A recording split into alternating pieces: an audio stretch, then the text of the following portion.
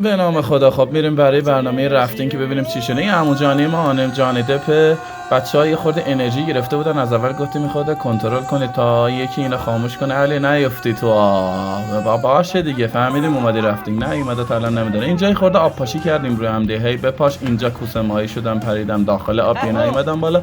تبدیل شوهرم به عمه انداختیم تو شورت ناس ترکید. علی انگاری اومده میاندار هیئت بشه، هی به من میگه مک بزن بک بزن.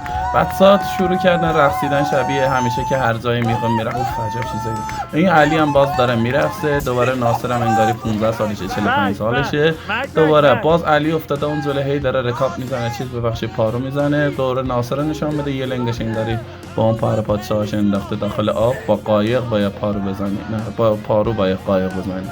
اینجا هم بچه‌ها یه اترت میشدن، ما میگفتیم شما سوراخی، اونا هم گفتن ما سوراخی. گفتیم بیا نشون بدیم کی سوراخ. دیگه تمام شد اینجا. یه خود آخر ساعت دور هم زدیم رقصیدیم لیموناتو. اوف این رفت دست سلام. خب خدا، اینا بچه تهران بود، خیلی نچسب بود. خدافظ.